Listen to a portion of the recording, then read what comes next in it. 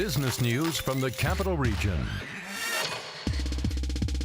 This is Washington Business Report with ABC7 national correspondent Rebecca Cooper. Welcome to our fresh look at business and finance in the Washington region. Coming up on today's show, how to succeed in business using a military background and a woman's touch. And the final countdown, the heated race to win the Democratic primary in the D.C. mayor's race. We profile the candidate coming on strong, Muriel Bowser, and talk to some of D.C.'s most informed observers. But first, let's take a look at the Business Week in Review. This week wrapped up Michelle Obama's Sino outreach, the First Lady returning from China as the president headed for meetings with world leaders in Brussels and the Pope in Rome. Plus, a surprise addition to the schedule, Saudi Arabia. President Obama hoping to soothe Saudi nerves over Iran's ongoing nuclear program and unrest in Syria. But Air Force One might want to watch out for that fuel bill. Gas prices are back on the rise, up 19 cents in D.C. just since mid-March. I mean, I don't know why it's going up, just it's unbelievable. Believe it. Thanks to continuing tensions in Ukraine and an ethanol shortage in the U.S., AAA predicts prices will keep spiking into next week. And this week ended on Wall Street with good news from consumers showing increased optimism. But bank stocks were down this week when the Fed said Citigroup wouldn't be allowed to pay dividends. And Candy Crush got crushed on its opening day. Overall, tech stocks took some of the biggest hits. Google, Netflix, and Tesla all taking dips. Experts say the tech future remains bright, but prices are simply too far ahead of profits. Tesla's trading at 119 times its expected earnings. And Twitter takes the lead in that category, currently trading at 3,000 times its expected earnings for the year.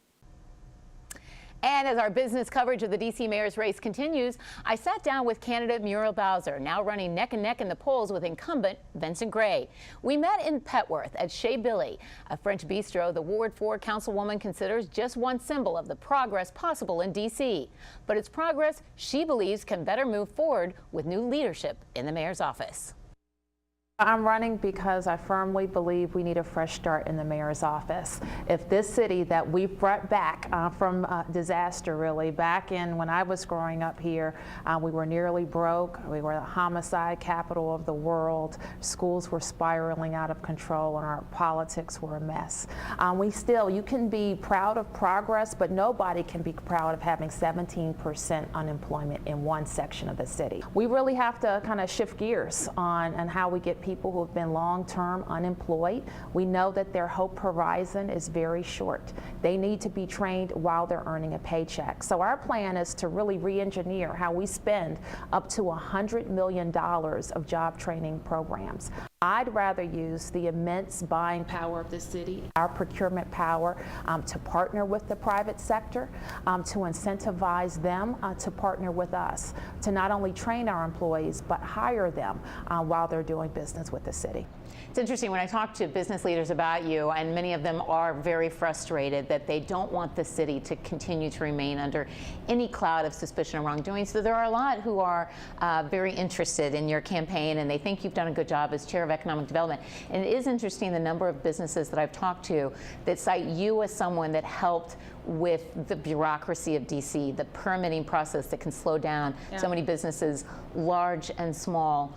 What are some of the opportunities you would have as mayor that you think you could really make a difference in terms of growing business? Well, I want to send a strong signal that D.C. is open for business, and we have to overcome our reputation. We really do. Now, there are a lot of things that have changed at DCRA that people don't know about, and they still think that we're a tough place to do business. I was recently in a meeting in Virginia, a restaurateur. He opens restaurants all over the country, and he says he can get a restaurant open in Virginia in 3 months, and here it will take 12 months. Or actually, he doesn't know how long it will take.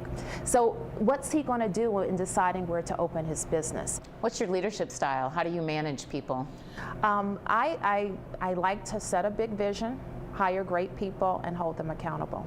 I want to quote someone who's well respected in DC politics, considered someone who knows what's going on, the way that he described you last year when you were first getting your campaign going. He said, if I was building a candidate for mayor, you can't do better. than Muriel Bowser. Sounds like a person I should shake his hand.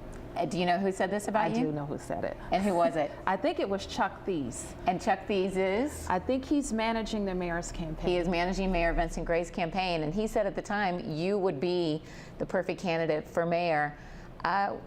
Obviously, he's changed his mind. He's now with Vincent Gray. What do you have to do to convince others? Well, I think they're in a growing minority.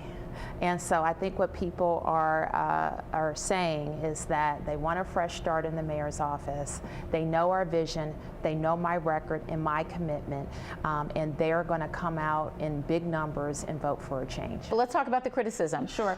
Some say that they don't get a warm, cozy feeling when they first get to know you, that Muriel Bowser seems standoffish. Others say she's too close to business. She's someone who, Tommy Wells says, is one who's taken campaign contributions, and he wants a new, fresh start for everyone in government. Take on some of those criticisms of Muriel Bowser. I mean business.